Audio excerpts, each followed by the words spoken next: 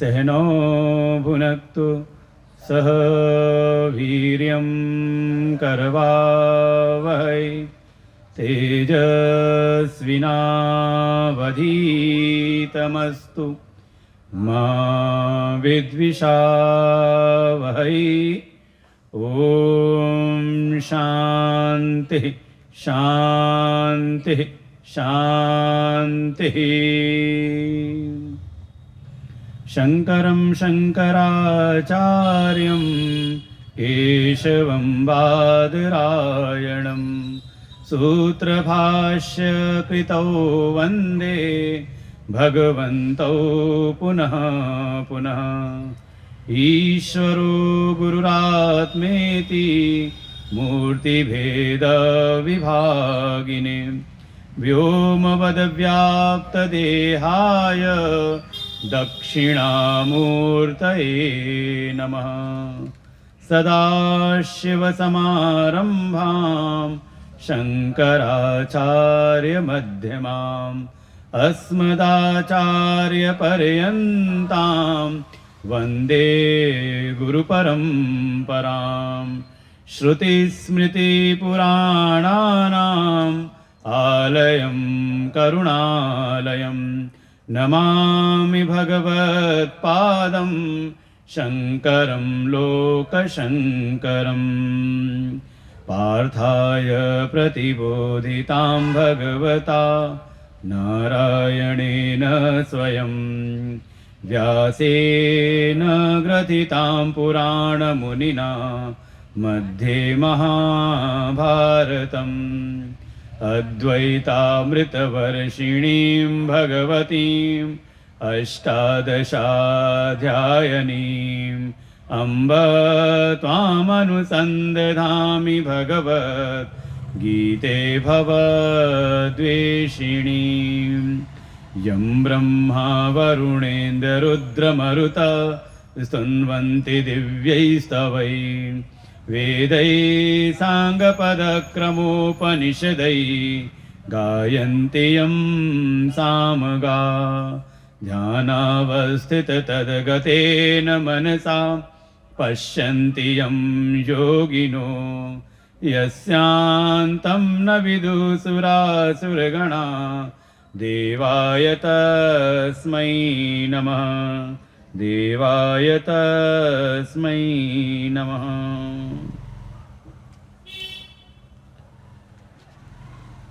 पांचवें अध्याय के 12वें श्लोक से पाठ करते हैं।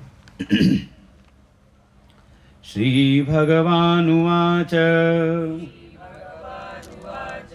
युक्तः कर्मफलं त्यक्त्वा शान्तिमाप्नोति नैष्ठिकीम्। अयुक्तः कामकारेण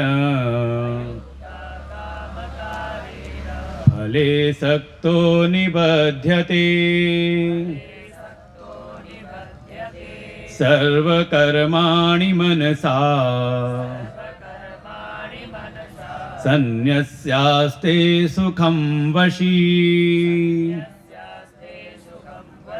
नवद्वारे पुरे देहि नैव कुर्वन्न कारयन्। न कर्तृत्वं न कर्माणि लोकस्य सृजति प्रभुः। न कर्मफलसंयोगम्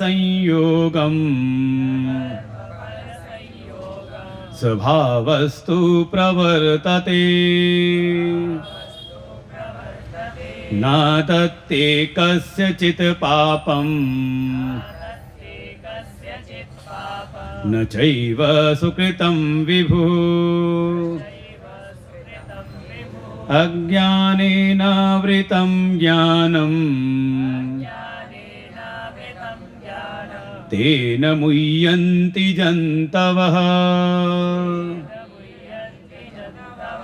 ज्ञानेन तु तदज्ञानम्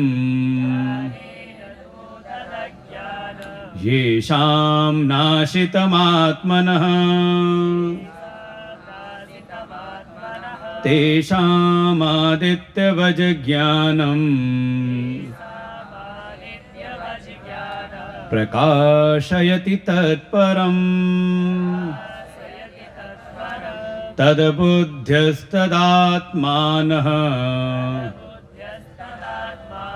तन्निष्ठा तत्परायणाः गच्छन्त्य पुनरावृत्तिम् ज्ञाननिर्धूतकल्मषाः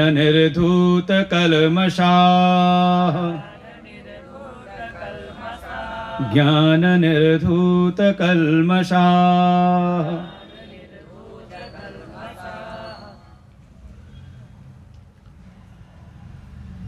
आनंद कंद सच्चिदानंद परम पुरुषोत्तम भगवान श्री राधा कृष्ण के चरणों में कोटशः नमन वंदन।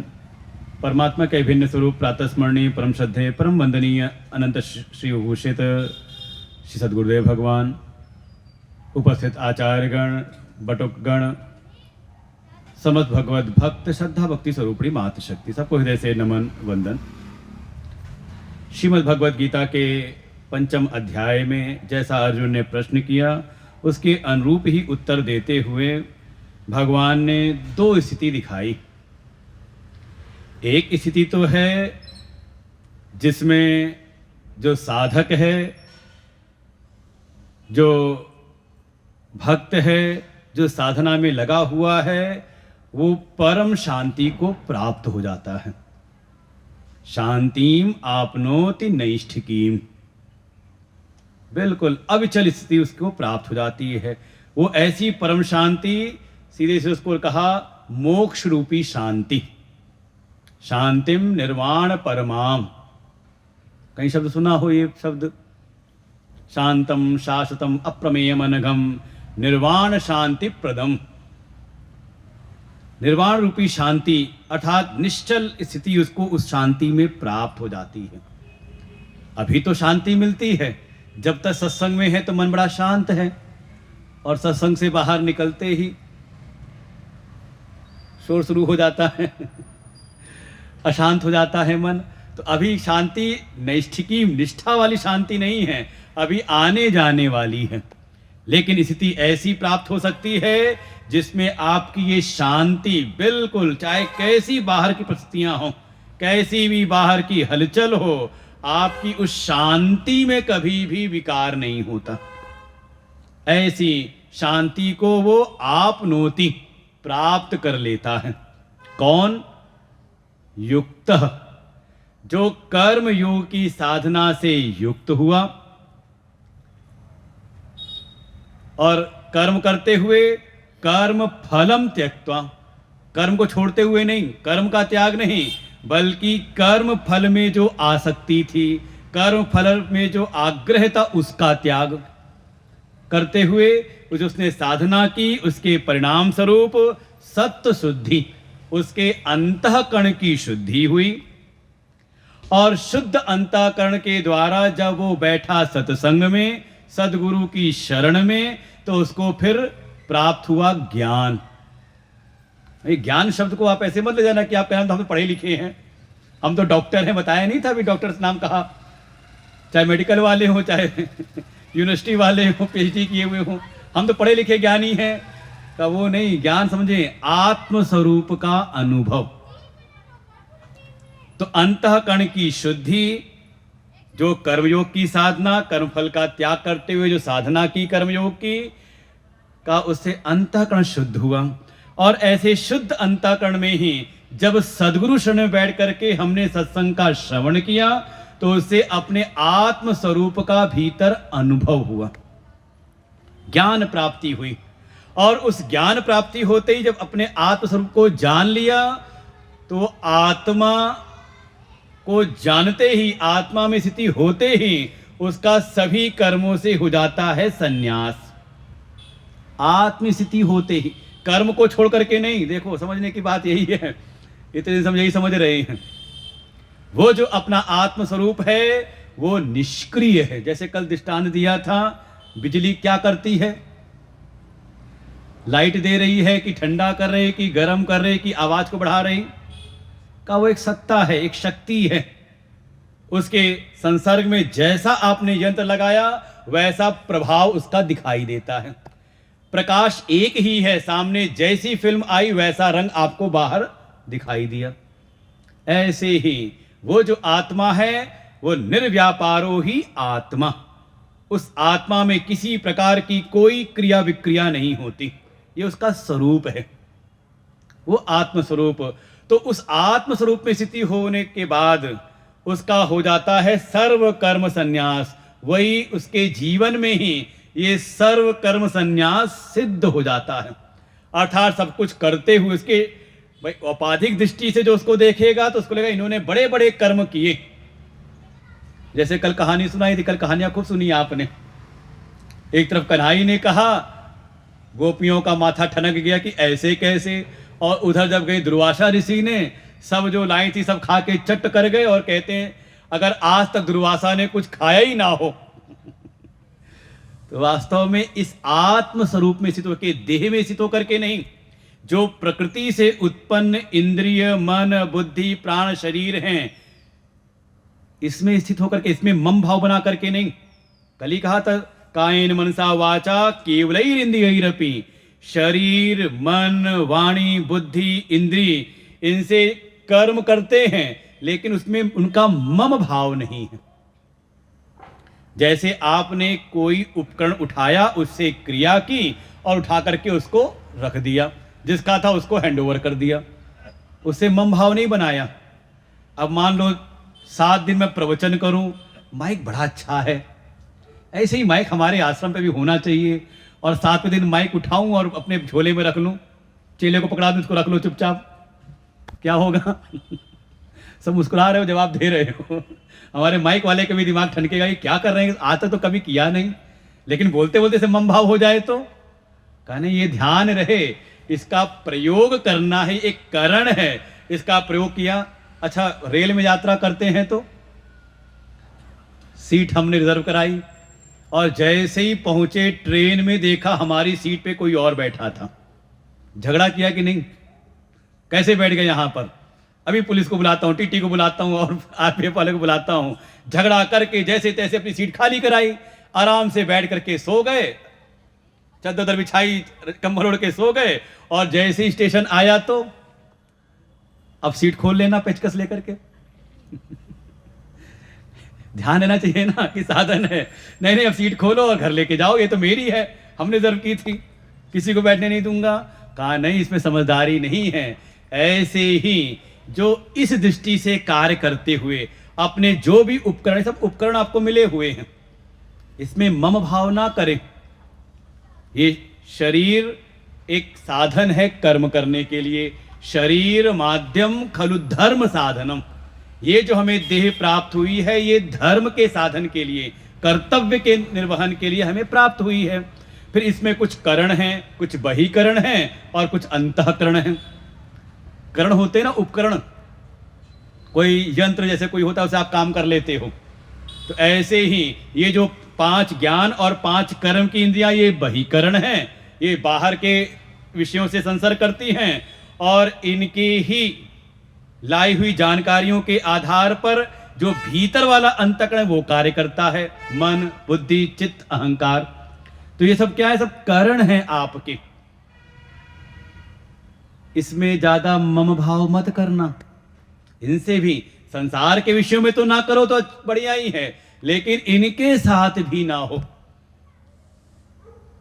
ऐसे योगी जन कर्म करते हैं और ऐसे करते हुए कहीं पर भी उनका मम भाव नहीं बनता, सब जगह जाकर के। और इससे अच्छा दृष्टांत तो हम लोग को खुद अपने जीवन में दिखाई देता है।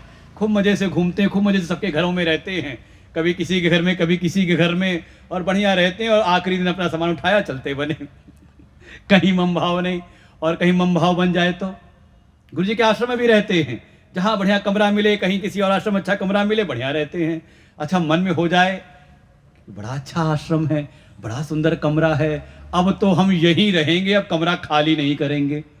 अरे हो जाता है, अरे महात्माओं का ना होता हो, नेताओं को तो हो जाता है ना, कि जबरदस्ती घर से बाहर निकालना, कमरा खाली कराना पड़ता है, तो रात भर सड़क पर सोते हैं और फिर जिंदाबाद मुर्दाबाद करते हैं। और हमारी जनता भी ऐसी है कि बिल्कुल वो उनके आगे पीछे लग जाती है। इसी को कहते हैं राजनीति। भाई सीधी बात, जब तक आपको पद मिला था, पद के हिसाब से आपको आवास निवास मिला था। अब पद छूट गया तो, लेकिन छोड़ नहीं पाते। देखो यही अटैचमेंट है, यही दुख का कारण यही आ सकती है। ये संसार की वस्तुएं दुख नहीं देती, इसमें जो आपका मम भाव बन जाता है। जैसे बाहर के साधन करण हैं, ऐसे ही अपने ये करण, इससे अपने आप को अलग जाने। मैं आत्मस्वरूप हूं, ये देह, ये मन, बुद्धि, ये इंद्रियां, प्राण सब हमें करण मिले हुए हैं संसार में कार्य करने के लिए। जो ज्ञान की इंद्रियां हैं ये हमें विषयों का ज्ञान कराती हैं, और ये जो कर्म की इंद्रियां ये हमें अभिव्यक्ति कराती हैं। मन जो है मनन करने के लिए है, बुद्धि निर्णय करने के लिए है, चित्त पुराने पुराने स्मृतियों को रखने के लिए है। सब बिल्कुल अपने अपने कार्यों में का उपयोग करते रहें, लेकिन इसमें मम भाव ना करें। तो जब कर्णों में मम भाव नहीं हुआ, तो इनके द्वारा होने वाले जो विषय व्यापार हैं उसमें भी उसका मम भाव नहीं होता। यही है साधना, इसी का नाम कर्म योग है। और यही मम भाव जुड़ जाए भगवान से। देखो ये जो ममत्व है ना, ममता, ये जल्दी जाती नहीं। ममता को कहते हैं ना कि आप सोचो कि ममता को निकाल के किनारे कर दें। ये जो ममत्व भाव है, इसको कोई ना कोई आलंबन चाहिए।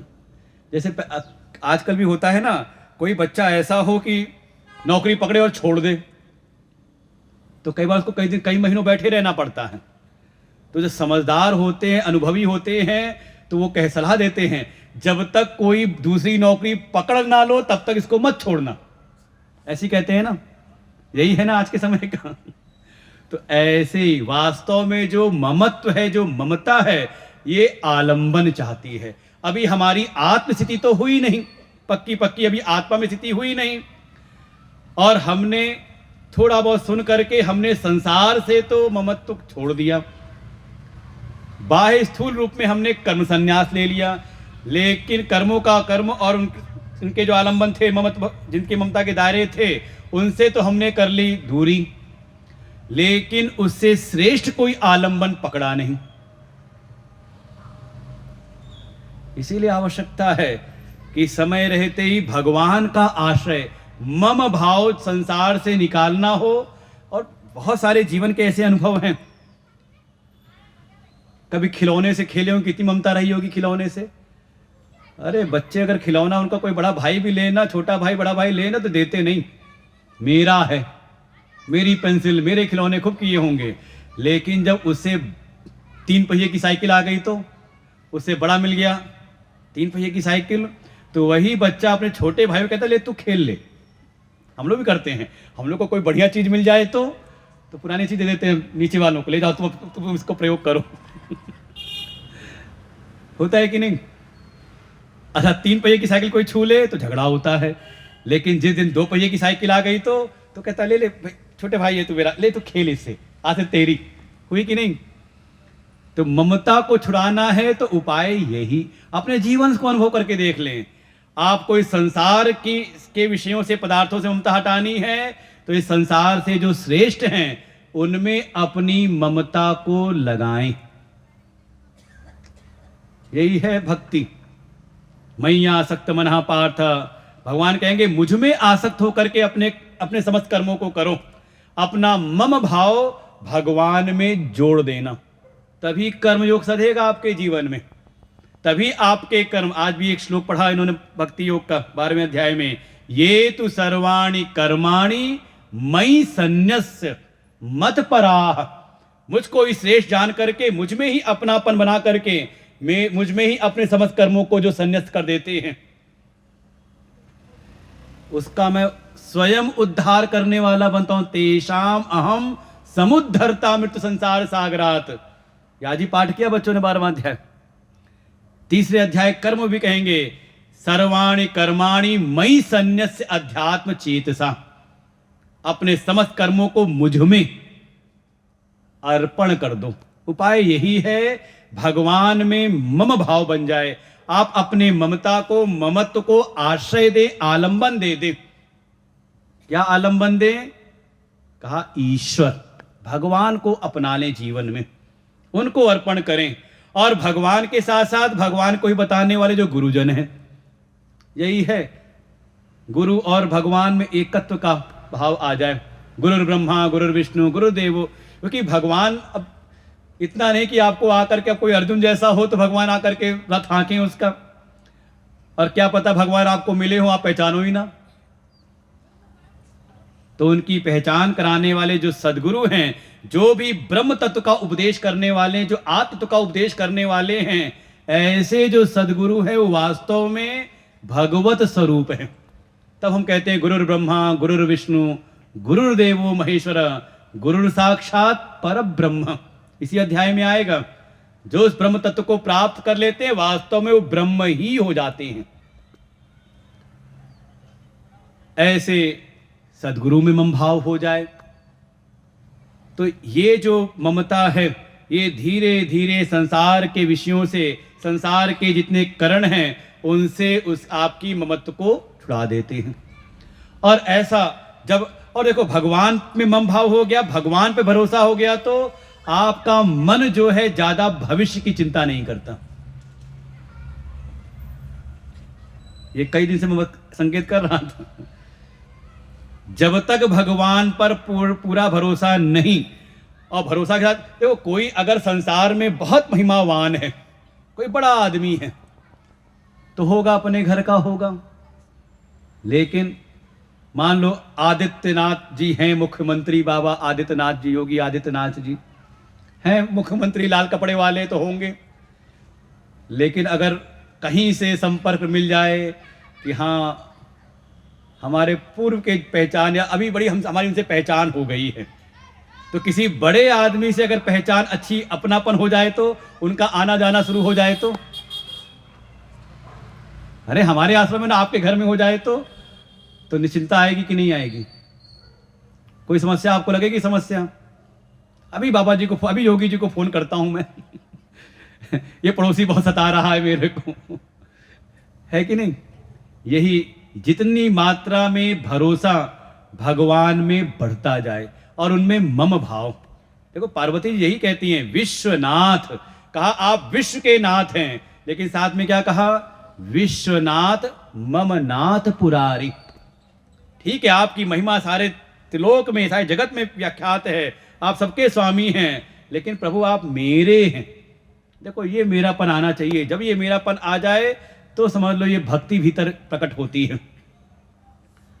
मम भाव, और साथ में उन पर भरोसा। धीरे धीरे अपने आप फलम त्यक्त्वा, अपने आप आपके जीवन में उतर जाएगा। जिसको भगवान पर भरोसा नहीं रहता उसको ही हमेशा डर लगा रहता है कि अब क्या होगा, आगे क्या होगा, इसके बाद क्या होगा, है कि नहीं? और मन में आ जाए तुम रक्षक काहू को डरना, है प्रभु आप रक्षा करने वाले हो। अच्छा, अगर भगवान सब जगह है तो भूत प्रेत में है कि नहीं?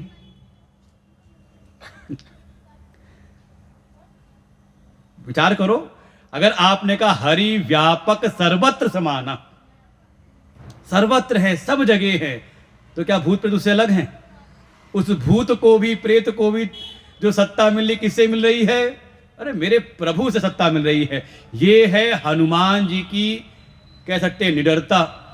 ऐसे परम निरभिमानी हैं, लेकिन जब लंका की सभा में गए हैं तो वहां देखा सारे देवता वहां पे नजरें झुकाए, केवल भ्रिकुटी विलास, वो केवल रावण की भ्रिकुटी को देख करके घबराए हुए खड़े हैं।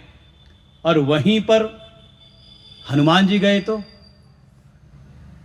बिल्कुल, कि वो भी कहता ये कहां से सट आया हुआ, इसको डर नहीं लगता मेरा?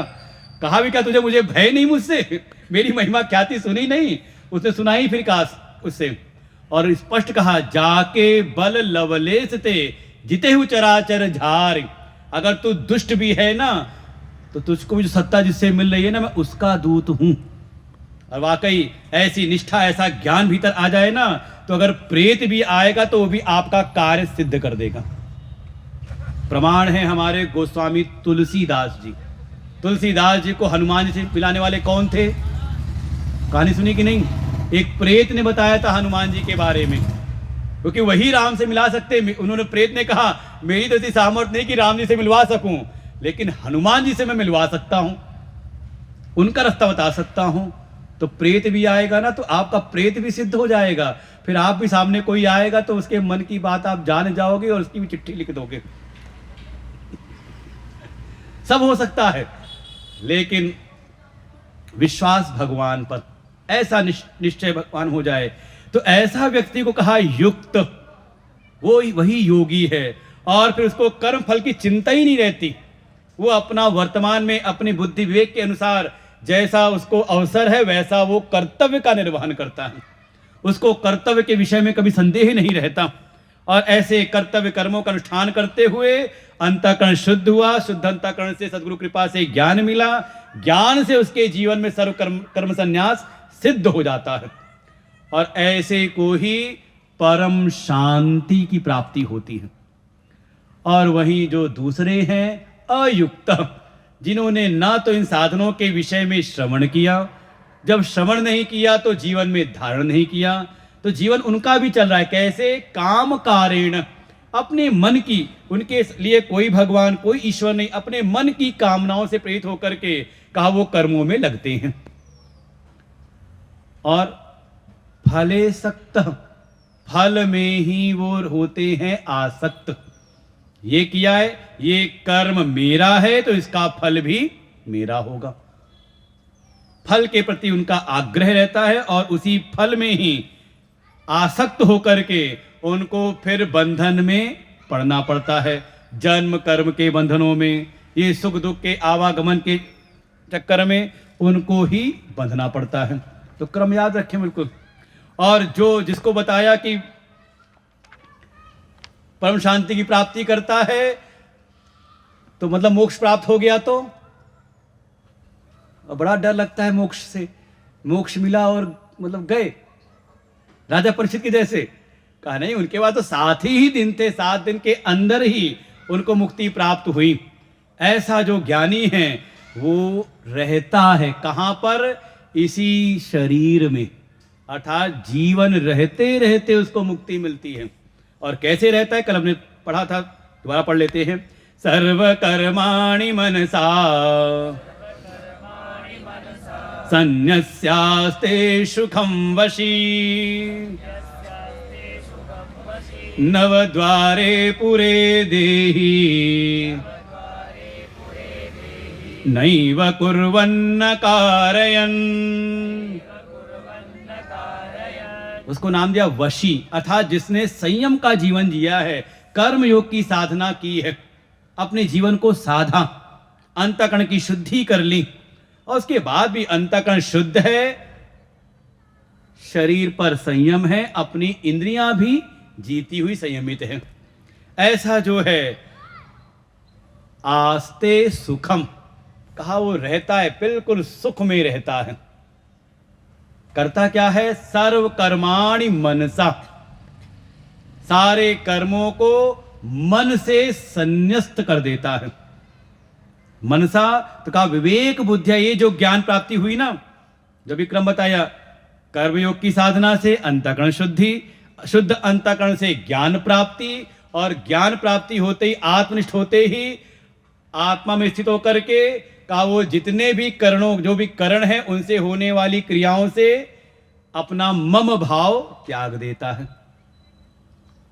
अर्थात उसमें कर्तृत्व नहीं रहता। पहले भोक्तृत्व का त्याग किया था, शिथिल किया, और ऐसी साधना करते करते उसके भीतर का जो कर्तापन था वो भी अपने आप गिर गया। ये भी नहीं कि छोड़ रहा है कर्तापन छोड़ त्याग कर रहा है, वो भी नहीं कर रहा। बैठ जाओ मैया, बीच में नहीं आना। बिल्कुल डूअरशिप उसकी बिल्कुल समाप्त हो जाती है। मनसा संन्यस्त, कर्म नहीं छोड़ रहा है, क्योंकि अगली पंक्ति में नीचे लाइन में लिखा है कुर्वन, करते हुए। बिल्कुल उसमें कोई कर्तापन नहीं रहता, और बड़े सुखपूर्वक। कहां रहता है फिर वो? तो कहीं रहता होगा ब्रह्मलोक में, कहीं 7वें आसमान पर। कहा नहीं, यही नव द्वारे पूरे देही, ये जो 9 द्वारों वाला पुर है, जैसा आपने कभी सुना हो भागवत जी में पुरंजनोपाख्यान में कथा आती है, और वास्तव में सिद्धांत तो है हमारे उपनिषद का, कठोपनिषद में ही आता है। वहां कहा पुरम एकादश द्वारम, वहां 11 द्वार, वहां नाभि को भी द्वार माना, क्योंकि नाभि से ही गर्भ में शिशु का पोषण होता है, और ये तालु जहां से जीव का प्रवेश होता है, इसलिए शुरू में बड़ा कोमल होता है। माताएं तेल रख के इसको ठीक कर मजबूत बनाती हैं, और आखिरी समय यही फोड़ा जाता है कपाल क्रिया। अगर जीव कहीं अटक गया हो तो, वैसे जो योगी जन होते हैं ऐसा प्रमाण देखा गया है समाज में कि अंतिम समय उनका ये चटक जाता है।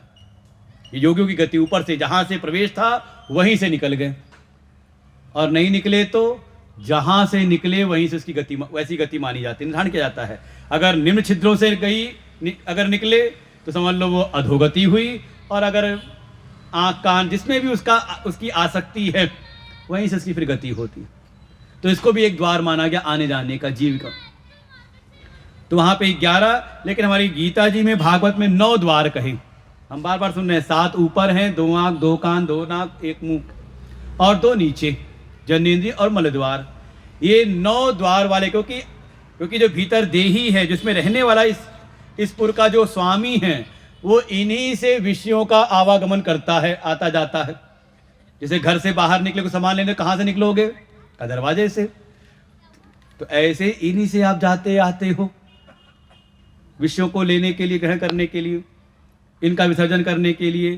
तो इन 9 द्वार वाले पुर में ही वो रहता है, आस्ते सुखम, बिल्कुल सुखपूर्वक रहता है।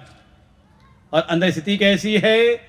न एव कुर्वन न कारयन, वो ना तो कुछ करता है और ना ही किसी और से कुछ करवाता है, ना तो स्वयं भोगता है और ना ही किसी से कुछ भुगवाता है, सुपारी भी नहीं देता अर्थात प्रेरित भी नहीं करता। तो मन में होगा ना कि आत्मा है तो शरीर आंखों को प्रेरित कर रहा होगा देखने के लिए, कहा नहीं, बिल्कुल उसमें ना तो कर्तृत्व है और ना ही कार्यतृत्व है। कोई खुद नहीं करता। अब कोई पहले था सेवक करता था, उसका हो गया प्रमोशन, तो पहले टीम का एक सदस्य था तो भाई करता था, प्रमोशन हो गया टीम लीडर, अब नहीं करता, दूसरों को भगाता है। का ना तो स्वयं करता है ना किसी को प्रेरित करता है। ऐसा वो जो ज्ञानी है, कर्म सन्यासी, सर्व कर्म सन्यासी, वो बड़े सुखपूर्वक उसी में रहता है, इसी देह में ही। तो एक प्रश्न मन में आ गया, अच्छा वो तो इसमें रहता है, तो ऐसे ही तो जो अज्ञानी वो भी तो उसी में रह रहे हैं ना। अच्छा आपको ज्ञान नहीं हो तो आप कहां रह रहे हो? आपका भी महल वही है, उसमें दरवाजे कम नहीं हैं दरवाजे उतने ही हैं, उतना ही बड़ा महल आपको मिला हुआ है।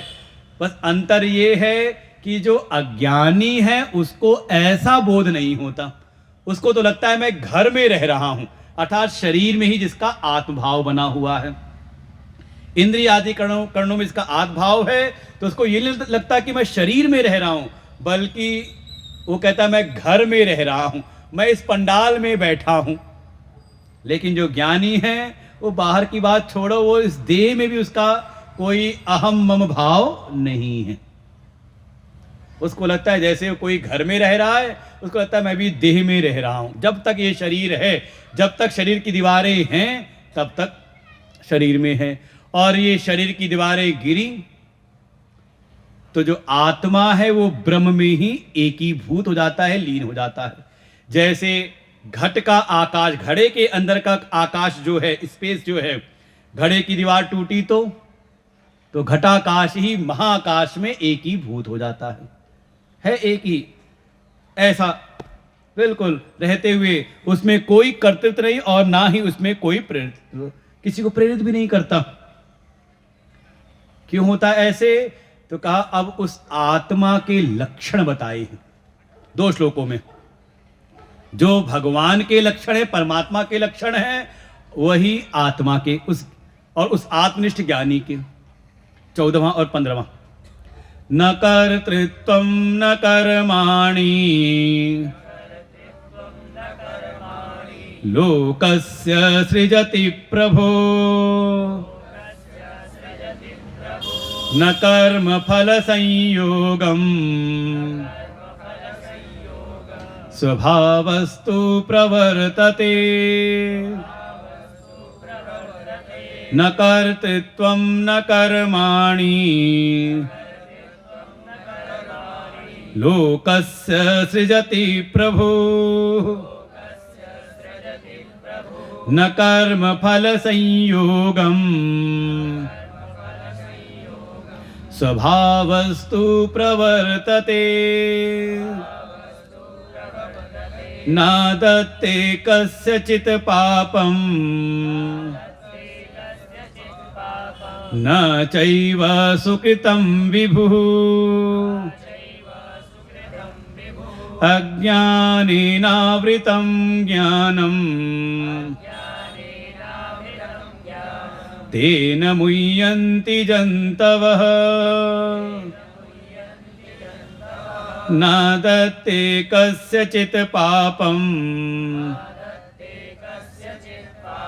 न चैव सुकृतं विभुः अज्ञानेनावृतं ज्ञानम् तेन मुह्यन्ति जन्तवः।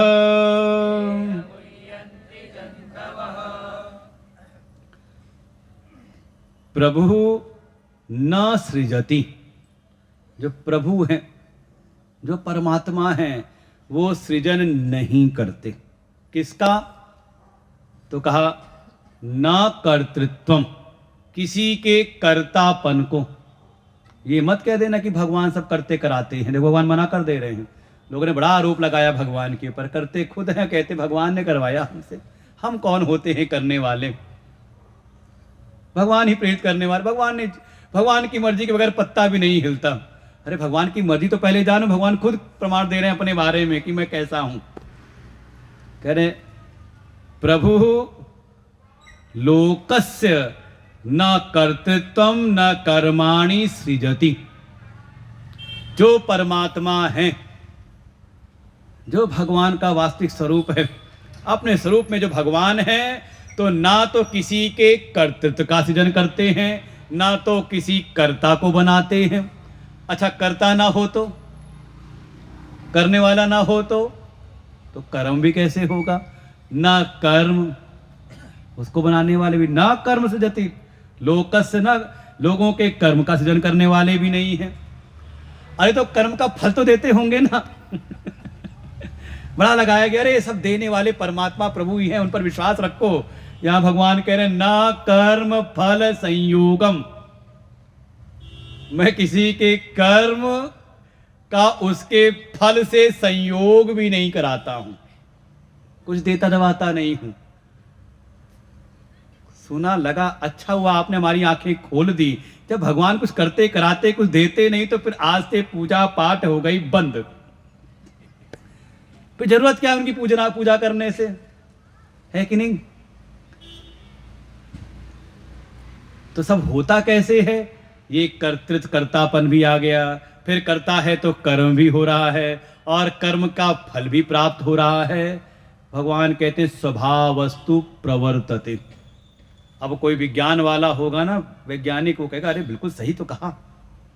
सब अपने स्वभाव से वो नहीं मानते ईश्वर को। का कोई भी एलिमेंट है, पदार्थ है, तो उसकी प्रॉपर्टी है, उसकी प्रकृति है, उसके अनुसार सब क्रियाएं हो रही हैं सबके सब। वो कहेंगे बिल्कुल, तुम्हारे भगवान भी बिल्कुल वैज्ञानिक सूत्र बता रहे हैं, कोई इधर की बात नहीं है। ला पेट कोई नहीं। न कर्तृत्वम न कर्माणि न लोकस्य सृजति प्रभो न कर्म फल संयोगम स्वभावस्तु प्रवर्तते। तो ये जो पुराणों में हमने सुना है, विश्वोत्पत्त्यादि हेतवे तापत्रय विनाशाय कृषि कृष्णाय वयम नुमः, ऐसा जो हमने सुना कि भगवान ही वो जगत की उत्पत्ति करने वाले हैं, स्थिति करने वाले हैं, प्रलय करने वाले हैं, तो वही पुराण में ये भी तो लिखा है कि भगवान योग निद्रा में रहते हैं। अब कोई योग निद्रा में, मैं सोया पड़ा रहूं, अपनी समाधि में रहूं, तो क्या करूँगा? वही भगवान के बारे में भी तो लिखा हुआ है, शंकर सहज स्वरूप सम्हारा, लाग समाधि अखंड अपारा। वो तो लिखा हुआ है। तो देखो, दो प्रकार से आप इसको देखना पड़ता है। एक है सोपाधिक दृष्टि और दूसरी है निरुपाधिक दृष्टि। जैसे कमल को कौन खिला देता है? कमल खिलता है कब? तो कहें सूर्य खिला देते हैं। पक्षी हैं, पशु हैं, कौन जगा देता है इनको? आप कह दो। अच्छा, सूर्य का उदय अस्त, सूर्योदय होता है कि नहीं होता? कुछ लोग कह रहे हैं कुछ लोग कह रहे हैं नहीं नहीं। हम कहते दोनों ही होता है। दिखाई तो दे रहा है कि सूर्य उदय भी हो रहा है और अस्त भी हो रहा है, लेकिन सूर्य की दृष्टि से हम देखें तो ना उदय है ना अस्त है। देखो, जगत के संदर्भ में जीव की दृष्टि से अगर देखें, इस पृथ्वी, जैसे पृथ्वी की दृष्टि से, पृथ्वी के सापेक्ष अगर हम देखें तो सूर्य का उदय भी हो रहा है और उसका अस्त भी हो रहा है। पृथ्वी से अगर कोई जीव देखे तो, कोई व्यक्ति देखे तो दोनों चीज दिखाई दे रही हैं। लेकिन सूर्य की स्थिति से देखें तो उसका ना तो उदय है और ना ही उसका कोई अस्त है। ऐसे ही ये सारी जितनी भी, चाहे कमल खिल रहा हो, हमारे जीवन में प्रवृत्ति हो जाती है सूर्य के आधार पर, सूर्य के उदय अस्त होने से। लेकिन सूर्य की दृष्टि से पूछे तो, सूर्य से पूछे तो क्यों खिला दिया सबको, क्यों सुबह उठा देते हो? तो वो सीधे नकार सकता है, कहता ना तो मैं किसी को उठाता हूं, ना किसी को खिलाता हूं, ना किसी को सुलाता हूं, मैं तो अपनी महिमा में स्थित हूं। ऐसे ही जब कोई जगत के संदर्भ में जीव की दृष्टि से जब देखता है तो भगवान सृष्टि का, क्योंकि सृष्टि में एक नियम है, तो इस नियम को बनाने वाले, सृष्टि का सृजन करने वाले भी हैं, सृष्टि का पालन करने वाले भी हैं और सृष्टि का संहार करने वाले भी हैं। लेकिन जब हम तत्व की दृष्टि से विचार करते हैं, निरुपाधिक सारी उपाधियों किनारे करके, अच्छा जैसे मैं आपसे आपका परिचय पूछूं, आप कौन हो? अभी मत कह देना कि आत्मा हो, तो हम कहेंगे आत्मा शब्द भी आप अनात्मा के संदर्भ में कह रहे हो। उस स्थिति के लिए कुछ शब्द है नहीं, उसके लिए केवल आप संज्ञा का प्रयोग करते हो बाकी चीजों से अपने को अलग दिखाने के लिए। आप परिचय दो, कौन हो आप? आप कहो मैं पुरुष हूं, तो आपने स्त्री के सापेक्ष में दिया। आप कह दो मनुष्य हूं, तो हम कहेंगे ये पशु जाति है, उससे आप अलग करके सापेक्ष में आप कह रहे हो। कौन हो आप? जो भी आप, तो देखो, अच्छा आप हो कौन? आपने कहा पिता हूं। कब पिता हूं? किसी ने पूछा तुम्हारी कितनी उम्र है? उसने कहा 17 वर्ष आयु है मेरी। तुम्हारे पिता की? कहा 17 वर्ष उनकी भी आयु है। उसने चौंक गया, 17 वर्ष पिता की आयु? कहा हाँ, जब मैं पैदा हुआ तभी तो पिता बने ना। उसके पहले पिता तो ही ना थे वो। तो पिताजी की आप जो पिता बने, वो पिता की आयु, तो पिता बनने की आयु तो 17 ही वर्ष हुई ना। तो संदर्भ के आधार पर जब सामने अपना पुत्र आया तो हम माता पिता बन गए, अपने माता पिता आए तो उस संदर्भ के उन उपाधि संदर्भों में आप स्वयं उनके बच्चे बन गए। बहन आई तो भाई बन गए, है कि नहीं? सब पति पत्नी के संदर्भ में आप पति पत्नी कुछ ना कुछ बन गए।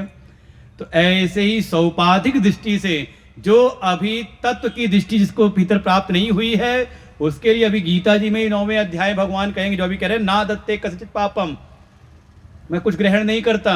भगवान आगे कहेंगे 9वें अध्याय में, अहम अश्नामि भक्ति उपहितम अश्नामि, कोई भक्ति भाव से प्रेम से अगर मुझको कुछ भी अर्पण करे, पत्रम पुष्पम फलम तोयम यो में भक्त्या प्रेक्षति, जो कोई प्रेम से भक्ति से करे तो मैं उसको ग्रहण करता हूं।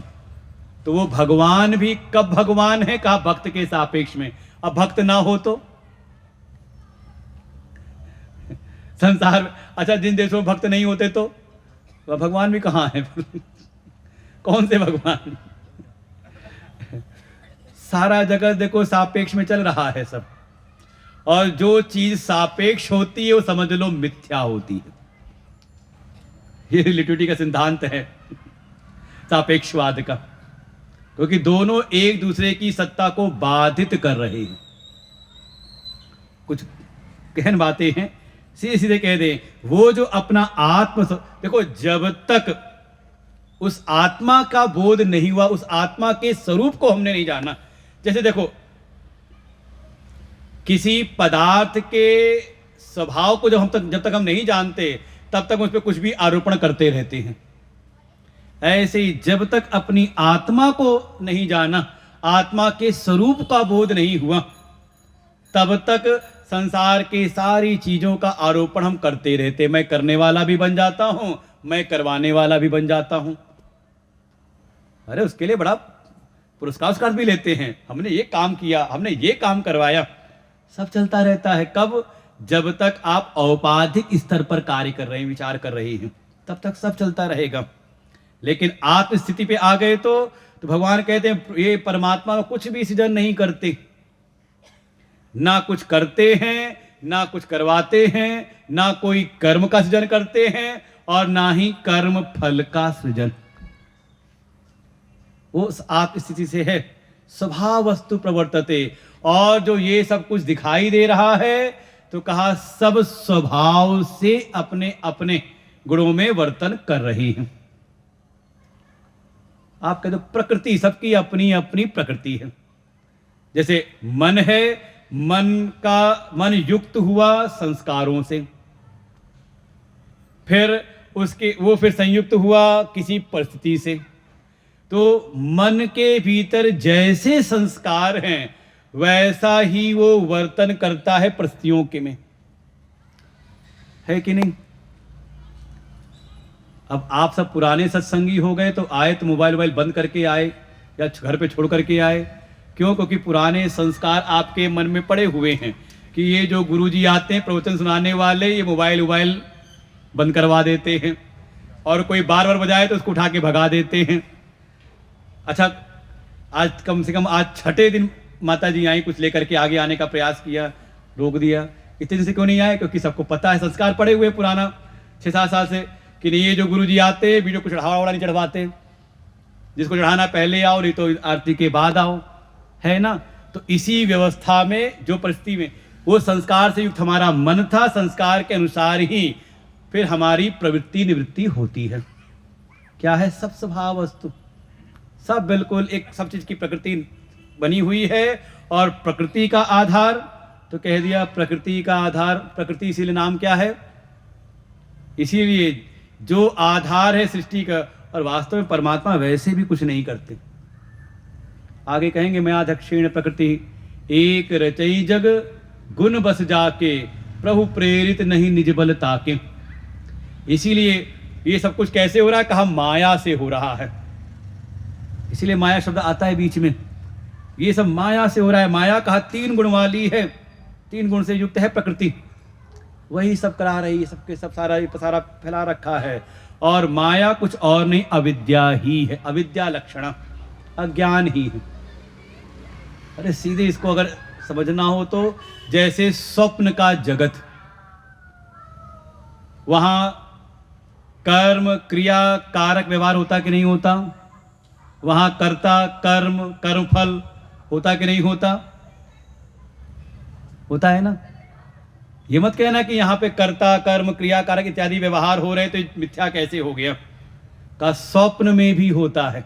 अच्छा, स्वप्न में आपको प्यास लगी हो और कोई उठा के जल पिलाए आपको, प्यास बुझेगी? तो जैसे स्वप्न में झूठी प्यास लगी तो वहीं का झूठा जल ही आपकी प्यास बुझाता है, ऐसे ही इस जगत में भी है। किसने सृजन किया वहां पर? अच्छा, स्वप्न में जो वहां पे करता है, कर्म करने वाला है, फिर वो कुछ कर्म भी कर रहा है और उसके कर्म का उसको फल भी मिल रहा है। वहां पर कौन कर रहा है? आप कर रहे हो। है तो आपके भीतर ही दिख रहा है। कैसे हो रहा है वो भी समझ लो। जैसे अज्ञान अवस्था में, अज्ञान के कारण हो रहा है। आप पूर्ण जागृत अवस्था में रहे नहीं और ना ही पूरी तरह से आप सो गए। आध निद्रावस्था स्वप्नावस्था इसलिए कहते हैं वो बनती है फिर। तो जैसे अज्ञान के कारण आपकी जैसी वासनाएं भीतर थीं मन के भीतर, उससे वो सारा जगत निर्मित हो गया, वो उत्पन्न भी हुआ, सारा कार्य व्यापार भी हुआ और वहीं पे आके लीन भी हो गया। ऐसे ही ये जगत भी है खुली आंख का सपना। समझ में आ जाए जब तब ठीक है। इसीलिए समझे जो ज्ञान है ना, जो आत्मज्ञान है, जो ब्रह्म विद्या है, वो प्रतीति का निवारक नहीं है कि कोई ज्ञानी हो गया तो उसको जगत दिखेगा ही नहीं। ये कई बार लोग भ्रम से उल्टा पुल्टा समझ लेते हैं। ज्ञानी के लिए अब कुछ, अरे वो अब क्यों खा रहे हैं, क्यों पी रहे हैं, क्यों चल रहे हैं, क्यों कर रहे हैं, ये समझ लो। कई बार कुछ अपने आप पढ़ो तो कहीं ना कहीं अर्थ का अनर्थ समझ लेते हैं। जो ज्ञान है वो जो भी भान हो रहा है, जो प्रतीत हो रहा है, उसका निवारक नहीं है, बल्कि उसकी जो सत्ता है उसकी सत्ता को बाधित कर देता है। जैसे थोड़ा ध्यान से समझना, फिर वापस आएंगे अपने नीचे। फिर जैसे आकाश की नीलिमा, आपको ज्ञान हो गया, कोई नीला आकाश नहीं है, छतरी नहीं है, आकाश ऐसा नहीं है, तो क्या हुआ? ज्ञान हो गया तो दिखना बंद हो गया, दिखना बंद हो गया, नहीं दिखता अब आकाश। वो पहले पहेली बुझाते थे, कौन सा औंधा कड़ाहा, ऐसी कुछ थी पहेली। क्षितिज की रेखा, पृथ्वी और आकाश मिल रहे 2 किलोमीटर दूर, घूम करके खूब देख लिया तो ज्ञान हो गया। तो जो प्रतीति थी, जो भान हो रहा था, जो दिख रहा था, वो दिखना बंद नहीं हुआ, बल्कि उस भ्रम की जो सत्ता थी वो निवृत्त हो गया। समझो, यही बस यही समझना है। ये समझ में आ जाए समझ लो, फिर क्या गीता ज्ञान यज्ञ सफल है। अच्छा, चांद आधा दिख रहा है, तो आधा हो गया भाई, कभी पूजा नहीं की। कौन से चांद? चौथ का चांद कितना बड़ा चांद रहा होगा, छोटा हो गया। फिर अभी पूर्णिमा आ रही है तो बड़ा हो जाएगा, है ऐसा छोटा बड़ा। चंद्रमा कट गया, हो गया।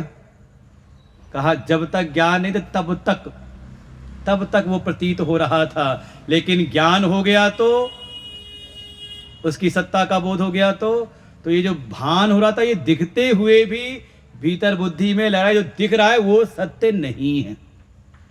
झूठे सत्य जाहि बिनु जाने, जिमि भुजंग बिनु रजु पहचाने। जब तक अधिष्ठान का बोध नहीं होता तब तक ये सारा जो मिथ्या प्रपंच है ना, ये सत्य लगता है।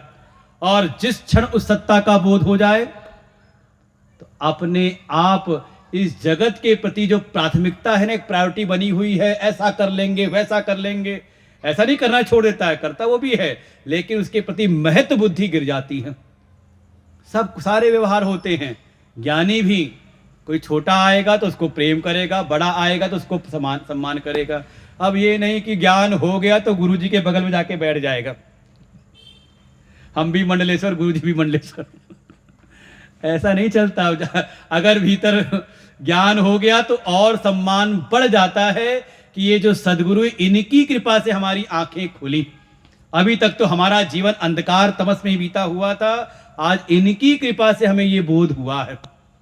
तो व्यवहारिक जगत में तो जैसा व्यवहार था, व्यवहार और श्रेष्ठ हो जाता है। व्यवहार छूटते, इसलिए हमने पहले दिन से कह रहे हैं, गीता कर्म से पलायन नहीं सिखाती, बल्कि कर्म परायण बनाती है और उसके कर्मों में श्रेष्ठता उसकी और बढ़ा देती है। क्योंकि राग द्वेष जो दोष थे दृष्टि में, उसको ही ये निवृत्त कर देती है। अब उसके कर्म राग द्वेष से प्रभावित नहीं होते, क्योंकि सत्ता का बोध होते ही इस जगत के मिथ्यात्व को उसने जान लिया है। यही है ज्ञान। तो जैसे ही हो गया, समझ में आता है स्वभाव वस्तु। देखो सब स्वभाव से प्रवर्तित हो रहे हैं। देखो ये सिद्धांत भगवान कह रहे हैं, स्वभाव वस्तु प्रवर्तित, सब अपने स्वभाव से वर्तन हो रहा है, इसीलिए विज्ञान है। मेडिकल साइंस है, टेक्नोलॉजी है, तकनीक जो है। क्यों? क्योंकि कहीं ना कहीं सब में एक निश्चित एक स्वभाव नियम चल रहा है, और स्वभाव ना हो तो अरे आप कह रहे हो मनोविज्ञान जो है, हम ये तो विचार करते हैं इस ऐसा करने से अगर हमने किसी को कुछ अपशब्द कहा तो हो सकता है उसकी आंखें लाल हो जाएंगी। कैसे कहा आपने, कैसे जाना आपने अंदर अंदर? क्योंकि ये मन का स्वभाव है। मन के अनुकूल हो तो चेहरा खिल उठता है, और मन के प्रतिकूल है ना स्वभाव। अच्छा, शरीर की संरचनाओं का दवाई कैसे बना रहे हैं, कैसे दे रहे हैं? उनको पता है कि ऐसी इसकी प्रकृति है कि इसको ऐसा वातावरण मिलेगा तो इसमें ये दोष आने की संभावना है, इसलिए इसको उस वातावरण से कट कर दो। पहाड़ पे जाना है, पहाड़ की यात्रा केदारनाथ बद्रीनाथ जाना है आपको, तो वैसलीन लेकर के जाना नहीं तो सनबन बहुत तेजी से होगा वहां पर। कैसे बना? क्योंकि प्रकृति को हम जान रहे, प्रकृति निश्चित है सबकी। एक दिन हमने कहा था बच्चा ही जवान होता है, जवान ही बूढ़ा होता है। एक निश्चित प्रकृति है ना, नियत प्रकृति चल रही है ना सब जगह पर, इसीलिए सब चल रहा है। भगवान कहें स्वभाव वस्तु प्रवर्तते, इसलिए सबके स्वभाव को जानो।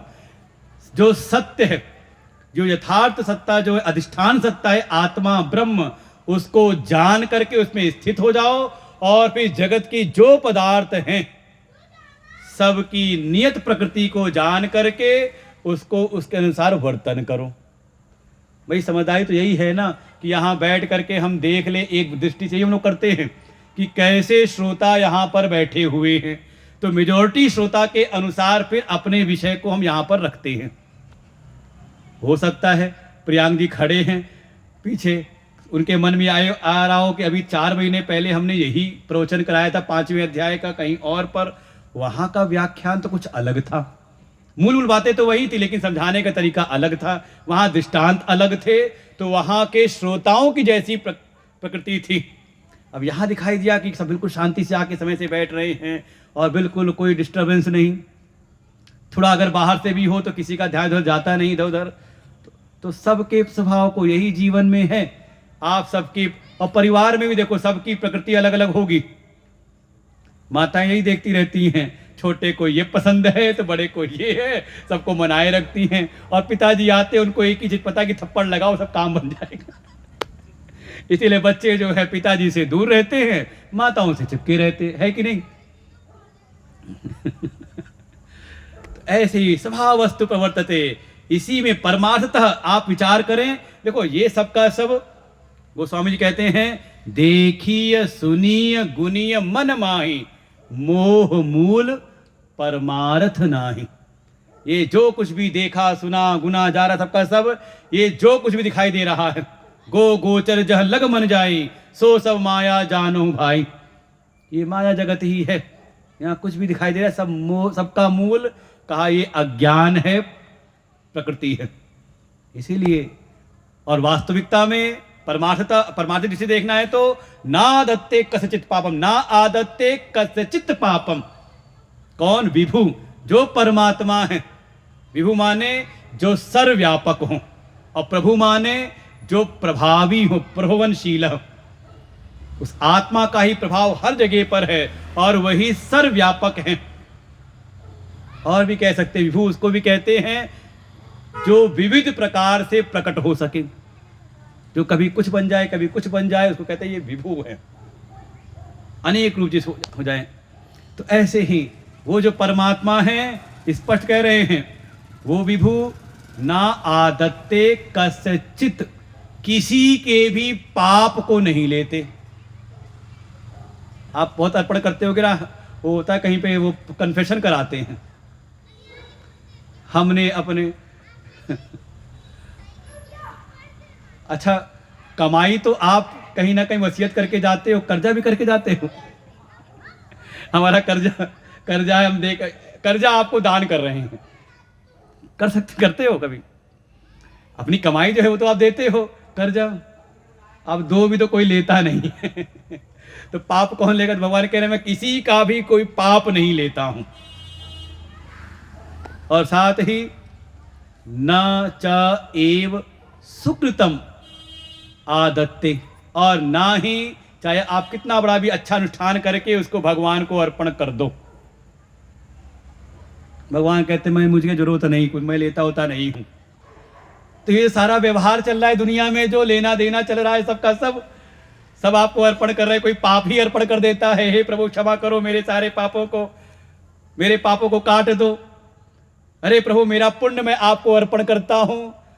ये जितना भी जो व्यवहार चल रहा है ना, भगवान कह रहे हैं अज्ञानेन आवृतम ज्ञानम तेन मुह्यन्ति जंतवः। ये जितने भी जंतु हैं, आप सबको जंतु कहा है, जंतु माने केवल कीट मकोड़े मत समझ लेना, जंतु माने जिसमें भी जीवन है। जितने भी संसार के जो अविवेकी हैं, जबकि सब कहा ये जितने भी हैं जो जंतु जीवित लोग जो हैं, ये इनका जो ज्ञान है, कौन सा ज्ञान, जो ज्ञान अभी आपको 14वें श्लोक में बताया कि आत्मा का ये स्वरूप है, परमात्मा का ये स्वरूप है कि वो असंग हैं, उनका किसी से भी लेप नहीं होता। जब कोई औपाधिक दृष्टि से देखता है तो उसके अनेकों रूप दिखाई देते हैं, लेकिन कोई अगर तत्व दृष्टि से देखे तो उनमें न माया है न माया की छाया है। आप समझ लो, यही 2 श्लोक सिद्धांत रूप से स्थापित किया है भागवत जी के पहले श्लोक में। कभी पहला श्लोक उठा के पढ़ना, वहां पर जन्मादशतोन्वयादितरतः चार्थेषु विज्ञस्वराट तेने ब्रह्म हृदय आदि कवये मुह्यन्ति सूर्य। और जो अगली पंक्ति है, तेजो वारि मृदाम यथा विनिमयो यत सर्गो मृषा धामना स्वेन सदा निरस्त कुहकम सत्यम परम धीमहि। ये भागवत जी की शुरुआत यहीं से है, इसी सूत्र से, कि जो परम सत्य स्वरूप परमात्मा है, जिनका हमारे वेद उपनिषद जिनकी महिमा गाते हैं, उन्हीं सत्य स्वरूप परमात्मा में ही ये सारा जगत उसमें झूठा होते हुए भी सत्यवत दिखाई देता है। कैसे, कहा जैसे कभी तेज सूर्य की रश्मि में जल की प्रतीति हो जाती है, कभी जल में थल की प्रतीति हो जाती है, कभी थल में जल की, एवं विनिमय ऐसा हो जाता है। अभी हमने कितनी चीजें गिनाई, सूरज छोटा दिखाई देता है, छोटा है, तारे छोटे से दिखाई देते हैं, सब समझ लो सूर्य के समान ही हैं, छोटे छोटे नहीं हैं। वो जो जानते हैं खगोल शास्त्री होंगे, उनको पता है किसका कितना माप है, बताएंगे। यहाँ से छोटे छोटे दिखाई देते हैं। वो किसी ने पूछा आपकी नज़र ठीक है, हमने कहा हाँ, बहुत दूर दूर का भी हम देख ले तो सूर्य तारे सब दिखाई देते हैं हमको दिखाई दे रहे छोटे छोटे, तो क्या छोटे हैं, दिख रहे हैं, लेकिन वैसे है ही नहीं। जिसमें गति है वो स्थिर दिखाई दे रहा है, और जो स्थिर है, सूर्य स्थिर है, वैसे स्थिर है नहीं, हमारे पुराणों में भी और वास्तविकता में भी नहीं है, वो भी गति में है। लेकिन पृथ्वी के सापेक्ष, हमारे 9 ग्रहों के सापेक्ष में का स्थिर है, लेकिन उसमें गति दिखाई देती है। और पृथ्वी, हिल तो नहीं रहे हो आप लोग पैर को जमा के बैठना, पृथ्वी पे घूमती रहती है, ये अपनी धुरी पे भी घूमती है और ऐसे ही चक्कर लगाती रहती है। ऐसा ना हो अभी आप ऊपर हो और ये घूमते घूमते यूं जाए तो नीचे ना हो जाओ, लुढ़क के गिर पड़ो नीचे। तो पैर जमा के बैठना, बिल्कुल गड्ढे में मिट्टी में जमा करके अच्छे से, सीमेंट विमेंट से है तो नहीं, डर तो नहीं लग रहा है। वो कई बार होता है, कोई चमत्कार दिखाने वाला जादूगर होता है तो कहता है अपनी पैरों को बिल्कुल मिट्टी से लगा के रखना कुछ अलग ना हो जाए। लोग सजग हो जाते हैं, हाँ पैर जमा के बैठो कुछ गड़बड़ ना हो जाए। है कि नहीं, सब उल्टा पुल्टा। जब सोपाधिक चीजें देखते हैं सब बिल्कुल अलग सा दिखाई देता है, लेकिन जब यथार्थ देखा तो तेने ब्रह्म हृदय, उस तत्व को देखा तो वहां पर ना कोई माया है ना कोई माया की छाया है। जैसे स्वप्न का इतना पसारा हमने देखा, प्रसन्नता भी हुई, वहां डर भी लगा, लेकिन जैसे ही आंख खुल गई तो जो सपने सिर काटे कोई, सपने में कोई हमारी बलि दी जा रही थी, फंस गए थे आदिवासियों के क्षेत्र पकड़ के, हमारी बलि दी जा रही थी। अचानक बड़ा पीड़ा हो रही थी, लेकिन अचानक नींद खुल गई। कहाँ गई बलि, कहाँ गया हो दुख का, सब ऐसे ही जिसको इस तत्व का ज्ञान जब तक नहीं होता तब तक ये सारा क्रियाकारक व्यवहार दिखाई देता है। क्यों? क्योंकि अज्ञान के कारण हमारे भीतर जो ज्ञान है, जो हमारी आत्मा है, वो आवृत हुई पड़ी है, आवरण रखा है। इसीलिए उस अज्ञान के कारण उनका ज्ञान ढका हुआ है, और ये अज्ञान के कारण सारे ये जो जंतु हैं जिनमें जीवत्व भाव है, कर्तृत्व भोक्तृत्व में फंसे पड़े हुए हैं, उनमें सब वो मोहित होते रहते हैं। तो उनके बीच में जब हम भी जाते हैं तो हम भी सुनाते हैं कि ये वाली पूजा करो तो इससे ऐसे काम बन जाता है, भगवान प्रसन्न हो जाते हैं। उनको प्रसन्न करना है तो उनके लिए ये पूजा। किसके लिए? कहा जो अभी अज्ञान में, जिनके भीतर जीवत्व, जिनके भीतर कर्तृत्व भोक्तृत्व, जिनके देह आदि में अभी अहमता ममता दृढ़ है, तो उनके लिए प्रारंभिक शास्त्रों में बताया जाता है धर्म का विधान। धर्म का, इसीलिए धर्म के विधान का कभी उसका कभी खंडन नहीं करते।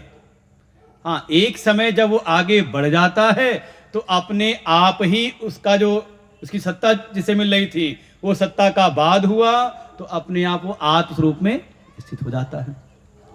इसीलिए ज्ञान के उपरांत भी जो ज्ञानी है वो उस जगत की जो मर्यादाएं हैं, मर्यादाओं के अनुसार ही वर्तन करते हैं, जिससे कि संसार के जो अज्ञानी प्राणी हैं, अज्ञान में अभी पड़े हुए हैं, उनके चित्त में संदेह ना हो। ज्ञानी जन भी जाके मंदिर में पूजा करते हैं, अभिषेक करते हैं, वो भी जाते हैं तीर्थ यात्रा में, सारे कर्म करते हैं, वो भी कोई जगह कर रहे हो, करा रहे हो, जैसी उनकी मर्यादाएं हो, नियम की, सब करते कराते हैं। वो नहीं क्यों? क्योंकि जो समाज के अन्य लोग हैं उनको सही मार्ग पर लगाए रखने के लिए।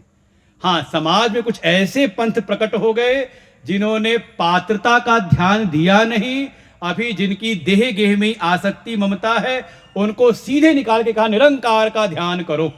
समस्या वहीं से शुरू हो गई। ना तो वो यहां के रहे, ना वहां पहुंचे नहीं, और यहां के रहे नहीं। ये समाज में बहुत सब गड़बड़ चल रहा है। सब पूजा करने की कोई जरूरत नहीं है। किसको? अरे ऐसा नहीं कि उनका बड़ा पसारा भी हुआ, गुड्डे गुड़ियों का खेल है, लेकिन अभी जो संसार की ममता में आसक्ति पड़ा हुआ है उसके लिए तो वही रास्ता आगे बढ़ाएगा ना। जैसे छोटा बच्चा है, अभी अपने पैरों पे खड़ा नहीं हो सकता, तो उसके लिए आप 3 पहिए की साइकिल दे देते हो, वॉकर लाके दे देते हैं उसको। धीरे चलते चलते ही उसके पैरों में जान आएगी। आप कहते हो अरे नहीं, इसको पैरों पे खड़ा होना सिखाओ, लेके चलाते रहो जबरदस्ती, शायद हो सकता है कुछ ना कुछ कोई और समस्या ना आ जाए। यही समझने की बात है संसार में।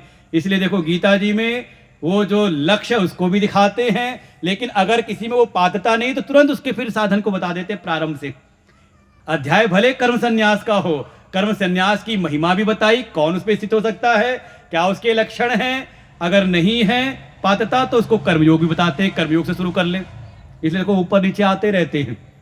और हमने कल कहा था ये जो अध्यात्म की शिक्षा है ये नीचे से ऊपर नहीं जाती, बल्कि ऊपर से नीचे का भी आपको उपदेश मिलेगा कि अगर कोई उत्तम अधिकारी है तो श्रेष्ठ सिद्धांत को समझ करके आगे बढ़ जाए। नहीं समझ पाया तो अब फिर शास्त्र हैं, जो संत हैं, सदगुरु हैं, वो फिर थोड़ा नीचे वाले साधनों को बताते हैं। वो समझ में आ गया तो वो आगे बढ़ जाए, नहीं आया तो ऐसा नहीं कि फिर उसको निराश करेंगे, अरे तेरा कुछ नहीं होता तू भाग जा यहां से। कोई संत ऐसा नहीं करते, भगवान कभी नहीं, शरण में आए हुए को कभी त्यागते नहीं, उसके लिए भी कोई ना कोई साधन बताते हैं। जैसे समझदार व्यक्ति हो तो बच्चे को पढ़ाता है, माता पिता बच्चे को पढ़ाने का प्रयास करते हैं, ना पढ़ पाए तो उसके लिए कोई काम शुरू करा देते हैं, करते कि नहीं, कि कम से कम इसका भविष्य अच्छा हो। और कुछ वो भी ना कर सके तो ऐसा नहीं कि निकाल के बाहर कर देते हैं। जैसे कुछ ऐसे कुछ विशेष ऐसे कोई बच्चे हो जाते हैं कई बार, तो उनके लिए माता पिता और ज्यादा सजग हो जाते हैं, कम से कम इसके लिए इतना कर दें कि इसको जीवन में कभी कोई अभाव ना रहे। सब करते, तो ऐसी भगवान भी, गीता जी भी कहती हैं कि जब तक अज्ञान में है तब तक ये सारे जो धर्म की मर्यादाएं सब करना है, यही आपको धीरे धीरे आगे लेकर के जाएगा। तो ये सारा जो मोह था, जो भ्रम था, किस कारण से था? अज्ञान के कारण। तो क्या करना चाहिए? अगर आपको उस तत्व को पाना है, तो अपने आत्म स्वरूप में स्वराज प्राप्त करना है, तो किसी कर्म के द्वारा नहीं, बल्कि आवश्यकता आपको ज्ञान की है। 16वां श्लोक। ज्ञानेन तु तदज्ञानम् येषां नाशितमात्मनः तेषामादित्यवज्ञानम् प्रकाशयति तत्परम्। ज्ञानेन तु तदज्ञानम् येषां नाशितमात्मनः तेषामादित्यवज्ञानम् प्रकाशयति तत्परम्। इसीलिए तद अज्ञानम, उस अज्ञान को, किस अज्ञान को? जिस अज्ञान से सारा जगत मोहित हो रहा था, उस अज्ञान को नाशितम, उसको नाश करने के लिए आत्म विषयक, आत्मनः ज्ञानेन, आत्म विषयक ज्ञान की चर्चा सुनना चाहिए। और ये शाम जिसका, जिसके भी भीतर इस आत्म विषयक ज्ञान के द्वारा, जिसका भी इस आत्म विषयक ज्ञान के द्वारा जिसका भी अज्ञान नष्ट हो गया है, उसके भीतर फिर तेषाम, उनके भीतर ही, जैसे सूर्य के प्रकट होते ही रात्रि का जो भी घना तमस अंधकार है, सूर्य की रश्मियां प्रकट होते ही तत्काल ही सारा अंधकार दूर हो जाता है। ऐसे ही वो जो ज्ञान है भीतर प्रकट हुआ, आत्मज्ञान, उसके भीतर प्रकट होते ही प्रकाशयति तत्परम, इस ज्ञान के उदय होते ही वो जो परम तत्व है वो स्वतः ही प्रकाशित हो जाता है। भाई अज्ञान के कारण उस पर आवरण पड़ा हुआ था, तो प्रवचन सुना, तो प्रवचन सुनते सुनते जो उसके विषय में अज्ञान थे वो सारे अज्ञान नष्ट हुए, तो अपना वो जो परम स्वरूप है, आत्मा ही ब्रह्म है, वो ज्ञान होते ही उसका प्रकाश स्वतः ही अपने आप प्रकट हो जाता है। और जब हो गया तो जो प्रकाशित हुआ जो परम ज्ञान है वो क्या परिणाम देता है, तो अगले भी उसका फल बता दिया। तद्बुद्ध्यस्तदात्मानः तन्निष्ठा तत्परायणाः गच्छन्त्य पुनरावृत्तिम् ज्ञाननिर्धूतकल्मषाः। इस ज्ञान के द्वारा उसके जन्म जन्मांतर के जितने भी कल्मष थे सब धू धू हो गए, सब नष्ट हो गए। यही है ज्ञान की महिमा। ये इसी को कहा गया ज्ञान अग्नि दग्ध कर्माणम, पूर्व के अध्यायों में आया था। इस ज्ञान को एक अग्नि कही गई, और इसीलिए इस जो ये समारोह चल रहा है इसको कहते हैं ज्ञान यज्ञ, जहां ऐसी ज्ञान की अग्नि प्रकट हो, प्रज्वलित हो, जिसमें हमारे जन्म जन्मांतर के सारे कल्मष स्वाहा हो जाएं। तो ये ज्ञान अग्नि हमारे जन्म जन्मांतर के जितनी भी पाप वृत्तियां हैं, जो भी पाप हैं, यहां कह सकते हैं इस आत्म तत्व के ज्ञान के लिए जो पुण्य है वो भी पाप के समान, क्योंकि वो भी कहीं ना कहीं प्रतिबंध बनते हैं। वो सब के सब जो कल्मष हैं, जो भी विरोधी हैं, तत्व हैं, उन सब को ये किनारे कर देता, नष्ट कर देता है। स्थिति कैसी बनती है? तद बुद्ध्या, उसकी जो बुद्धि है वो उसी तत्व में ही तदाकार हो जाती है। जैसे हमने कहा हाथी, बुद्धि कैसी हो गई? मन में कुछ बना कि नहीं, आकृति बनी कि नहीं? हमने कहा चूहिया, हम कह दे एक नाम ले ले गुड़ुंगू, क्या बना मन के भीतर? देखो, जिसका ज्ञान था, आपको हाथी का ज्ञान हुआ, तो आपकी बुद्धि की आकृति तदाकार हो गई हाथी के रूप में, बड़ा सा कोई जीवन में आना। आपको चूहिया का ज्ञान था तो चूहिया की आकृति तदाकार हो गई बुद्धि। लेकिन ऐसा शब्द हमने लिया जिसको आप जानते ही नहीं, कल हम आपको फोटो ला के दिखा दे गुडुंगू किसको कहा हमने। अरे खूब होता है ये। कई बार जब कई नई जगह जाओ तो भगत लोग माताएं नहीं आती, गुरुजी ये ले आए आपके खाने के लिए। अब हमारी स्थिति ऐसी होती है, अगर नाम न सुना हो तो पता नहीं आता कि अब मना करें कि हाँ करें। तो कह देते मैया ले आना, देखेंगे फिर खाएंगे, खाने लायक हुआ तो। है कि नहीं? जैसे ही उसका आत्म तत्व का आपको बोध हुआ, ज्ञान हुआ, तो आपकी बुद्धि तदाकार हो जाती है। तद बुद्धि तदात्मनः, उस परम तत्व में ही, उस पर ब्रह्म में ही आत्म भाव हो जाता है। अभी जो आत्म भाव शरीर में था, अपनी मन इंद्री बुद्धि आदि करणों में था, वो अपनी जो आत्म भाव है वो हो गया तद आत्मनः, वो ब्रह्म ही आत्मा है, ब्रह्माकार हो गई, आत्मा ब्रह्म भूत हो गई। तन्निष्ठा, और ऐसा ज्ञान हुआ कि उसी में अपना स्वरूप जान के उसी में निष्ठा हो गई। अब उससे व्यभिचार नहीं होता, उससे डिगते नहीं, अब डामाडोल नहीं होते, निष्ठा हो गई। जैसे निहाई के ऊपर न जाने कितने लोहों को आकृति मिलती है, लेकिन निहाई जस की तस रहती है। इसी को कहते हैं निष्ठा, अचल भाव। उस अपने आत्म स्वरूप में कभी डामाडोल नहीं होते, परिस्थितियां कैसी आए जाएं कोई फर्क नहीं पड़ता। तत्परायण, वही उसका अयन हो जाता है। अयन कहते हैं घर को, जो जल में रहे, नार माने जल तो कहते हैं नारायण। तो कहा वह तत्परायण, तद एव परम अयन परागति, वही उनकी परागति हो जाती है। वो ब्रह्म में ही एकीभूत हो जाते हैं और फिर परिणाम गच्छन्ति अपुनरावृत्तिम, उनकी फिर गति वैसी नहीं होती कि जा करके आना पड़े। का जब तक जीवन है तब तक आराम से रहते हैं, और शरीर की दीवार गिरी तो जैसे कहा था घटाकाश में घट को किसी ने डंडा मारा, घट की दीवार टूटी, अंदर का आकाश महाआकाश से एक हो गया। तो उनकी फिर मृत्यु नहीं होती, उनका फिर आवागमन नहीं होता, वो आत्मा ब्रह्म लीन हो जाती, ब्रह्म से एकीभूत हो जाती है, और फिर उनकी वापस आने वाली अपुनरावृत्ति, उनका फिर आना जाना ही उनका समाप्त हो जाता है। तो ऐसे जो हैं, जैसे कहा उनकी गति हो जाती, फिर वो आते नहीं, तो मतलब ये ज्ञान होते ही छुटकारा का शरीर से छुटकारा नहीं कि डर के मारे फिर मुक्ति चाहिए ही नहीं।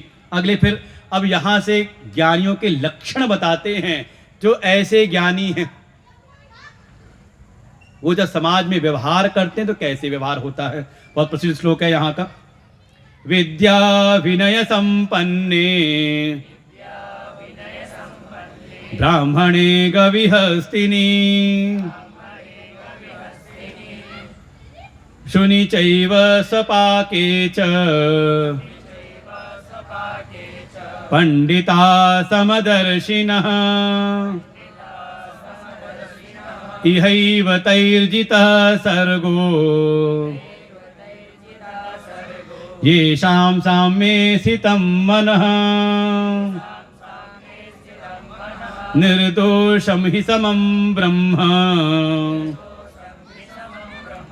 तस्माद् ब्रह्मणि ते स्थिता। फिर जो ऐसे पंडित हैं, उनको नाम दिया पंडिता। कौन पंडित? जिनको ये ज्ञान हो गया है। हाँ, शर्मा त्रिवेदी चतुर्वेदी मत आके यहाँ लड़ने लगना, उसको कहा आगे वाले में ब्राह्मणी। ऐसा जो पंडित, ऐसा जो ज्ञानी हो गया, सर्वकर्म सन्यासी, जो अपने उस आत्म तत्व में ही स्थित हो गया और आत्मा ही ब्रह्म है, इस बोध में जो स्थित हो गया है, वो जब व्यवहार कर जगत में आता है तो उसको कहीं पर विद्या विनय संपन्ने ब्राह्मणे, उसको कोई ब्राह्मण दिखाई दिए।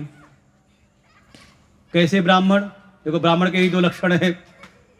अगर कोई कहे कि हम पंडित हैं, ब्राह्मण हैं, तो ये लक्षण होने चाहिए उसमें। फिर एक तो विद्या संपन्न हो और विद्या के साथ में विनम्रता भी हो। ये दो लक्षण हो और फिर कहे हम ब्राह्मण हैं, तो हम इनको प्रणाम करने को तैयार हैं। है कि नहीं? और यही ब्राह्मण के धन कहे गए। विद्या उसका धन है, सांसारिक ये द्रव्य उसके धन नहीं है। और जो ऐसी विद्या से संपन्न ब्राह्मण होते थे वो सर्वत्र पूज्य थे, उनकी पूजा सर्वत्र होती थी। तो ऐसा विशेष सत्व गुण संपन्न कोई दिखाई दिया। ये एक प्रकार से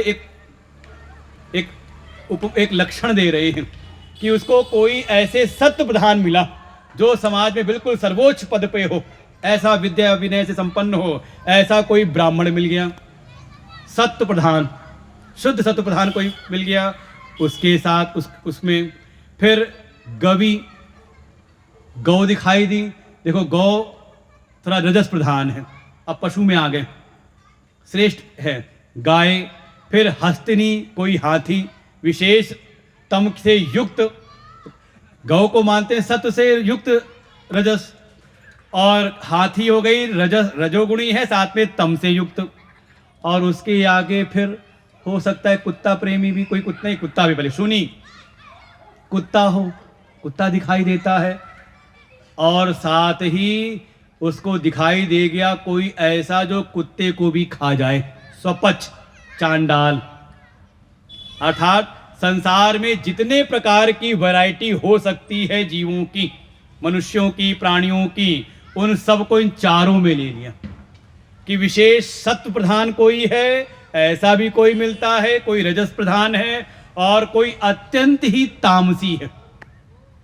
ये तो घटना आती है काशी में, जहां आद्य गुरु भगवान शंकराचार्य के सामने मार्ग में ही एक स्वपच आ जाता है 4 कुत्तों के साथ में, और जैसे ही उन्होंने कहा थोड़ा अलग हट जाओ, तो उसने ऐसी बात कही, ऐसी ज्ञान की बात कही कि भगवान शंकराचार्य जी उसे बड़े प्रभावित हुए, और वहीं पर उन्होंने एक शास्त्र की रचना कर दी, नाम पड़ा मनीषा पंचकम। हमारे स्टॉल पे हमारे गुरुदेव के प्रवचन हुए, उस पर स्टॉल पे रखी है वो। 4 प्रकार के दिखाई दे रहे हैं, अलग अलग गुणों वाले, लेकिन ये जो ज्ञानी है सब में समदर्शी है। पंडितः समदर्शिनाः, सब में उसको समत्व का दर्शन होता है, अर्थात सब ब्रह्म भूत हैं, परमात्मा इस रूप में दिखाई दे रहे हैं। देखो दर्शिना कहा है, वर्तिना नहीं कहा है, समझो इस बात को। समान व्यवहार नहीं करता, व्यवहार तो यथा योग्य होगा, लेकिन भीतर सबके अंदर उस आत्म तत्व को, उसकी उस सत्ता को देखता है, समदर्शी है। जैसे पदार्थ की दृष्टि से देखें तो जितने भी बैठे हो सब पंचमहाभूत हो, सब मनुष्य हो, लेकिन व्यवहार में तो कोई स्त्री है तो कोई पुरुष है, कोई माँ है तो कोई पिता है, कोई भाई है, कोई बहन है। व्यवहार यथायोग होगा उस ज्ञान के आधार पर। तो ऐसे उनकी समदर्शिना हो जाते हैं। सम अर्थात ब्रह्म ही उनकी दृष्टि में रहता है, अपने उस ज्ञान से कभी वो नीचे उतरते नहीं, डिगते नहीं। तो उनके ऐसे दर्शन से कोई हो सकता है कोई पाप हो जाता हो उनसे, क्योंकि ऐसा नीति का वचन है। नीति में और भी ऐसे धर्म शास्त्रों में ऐसा वर्णन किया गया है स्मृतियों में कि जहां पर विशेष पूजित व्यक्ति का की अवमानना पूजा ना हो, या जो अपूज्य है उनका पूजन हो, तो उसको फिर पाप लगता है। ये हमारे शास्त्रों में, शिव पुराण में कई जगह वर्णन आता है, कथाओं में। तो कहा उनको कोई पाप नहीं लगता। क्यों? अगला श्लोक, इहैव तैर्जिता सर्गो येषां साम्ये स्थितं मनः निर्दोषं हि समं ब्रह्म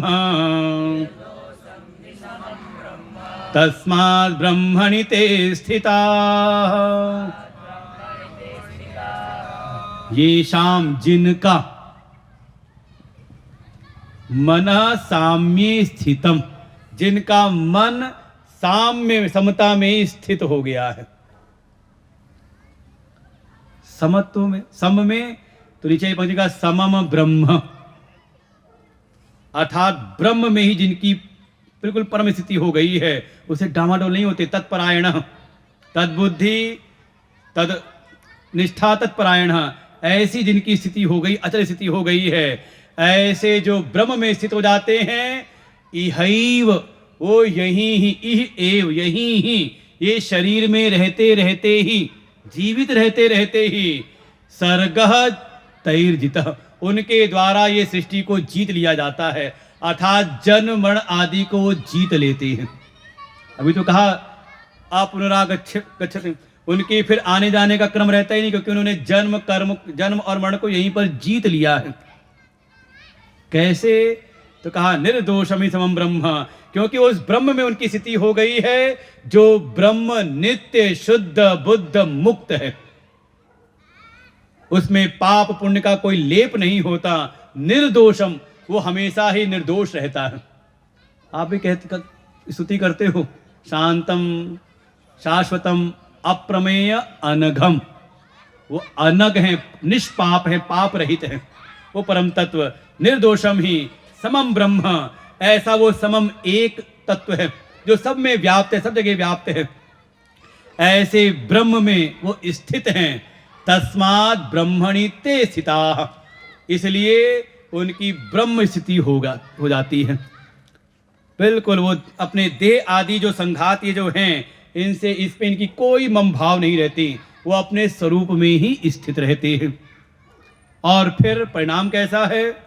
तो अगला एक श्लोक और पढ़ लेते हैं। न प्रहिष्येत् प्रियं प्राप्य नो दुजेत् प्राप्य च प्रियं स्थिर बुद्धिरसम्मूढः ब्रह्मविद ब्रह्मणि स्थितः, ब्रह्मविद ब्रह्मणि स्थितः। अब उनके सामने देखो परिस्थितियां कैसी, जैसे सामने अलग अलग तरह के व्यक्तित्व आए, ऐसी परिस्थितियां भी। न प्रहिष्येत् प्रियम प्राप्य, कोई मन के अनुकूल चीज मिल जाए तो बहुत ज्यादा हर्षित नहीं होते, और साथ ही नो उद्विजेत प्राप्य च अप्रियम, कोई अप्रिय मिल जाए तो उससे उनका द्वेष नहीं होता, क्योंकि साधन में पहले बता दिया था न द्वेष्टि न कांक्षति। जब कोई अपेक्षा रही नहीं, इस सारे संसार इस जगत के मिथ्यात्व का जिसको बोध हो गया, जिसको अपने उस नित्य आत्म स्वरूप का बोध हो गया, तब उसके लिए कुछ और पाना और छूटना कुछ का रहा ही नहीं उसके जीवन में। तो कुछ अनुकूल मिल जाए तो बहुत हर्षित नहीं होते, और कुछ छूट जाए तो कहीं कुछ अनुकूल प्रतिकूल हो तो उसे द्वेष नहीं होता। क्यों? क्योंकि उनकी बुद्धि स्थिर है, स्थिर बुद्धि असम्मूढ़। अब अज्ञान के कारण उनकी बुद्धि मोहित नहीं होती, असम्मोहित है। कैसे? का उस ज्ञान में उनकी बुद्धि स्थिर हो गई है, संशय विपर्य कोई अब संदेह नहीं। अभी तो हम सुनते हैं भगवान के बारे में, आत्मा के बारे में, अगली परिस्थिति कुछ आई तो तुरंत संदेह आ जाता है, अगर भगवान ऐसे तो ऐसा क्यों हो गया? का उनके जीवन में नहीं, बिल्कुल पक्का स्थिर बुद्धि असम्मूढ़। और फिर उनको कहा कौन है? का ब्रह्मविद है, अर्थात ब्रह्म तत्व को जानने वाले हैं। और जो ब्रह्म तत्व को जान लेते हैं तो ब्रह्मणि स्थिता, वो ब्रह्म ही हो जाते हैं, उनकी स्थिति सदैव ब्रह्म में ही रहती है।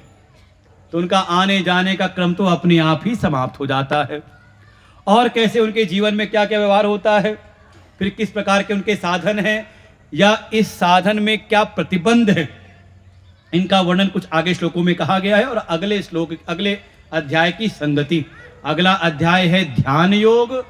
तो उस ध्यान योग में प्रवेश कैसे करना है उसका भी सूत्र इसके समापन में 3 श्लोकों में वर्णन है। तो हम लोग कल सुनेंगे, आज यहीं पर विश्राम लेते हैं। तो आज तो समझ में आया होगा ना कुछ। अगर सुनते सुनते भी अगर समझ में आ जाए तो समझ लो आप कहीं ना कहीं ट्रैक पर आ गए। एक बार ये समझ लो, ये जो गीता जी के जो साधना का जो मार्ग है, ये ज्ञान का मार्ग है। इसमें अगर आपने एक सीढ़ी पे ही पैर रख दिया है ना, तो हमारे गुरुदेव कहते हैं 140 सीढ़ी है, बस पैर रख करके जमा के रखना, हल्का सा हल्का दाएं बाएं किए तो पीछे रख जाओगे। एक बार पैर जमा दिया तो अपने आप आपको ऊपर ऊपर लेके जाएगी। तो हम लोग आगे का कल क्या सुनते हैं, आज यहीं पर विश्राम लेते हैं।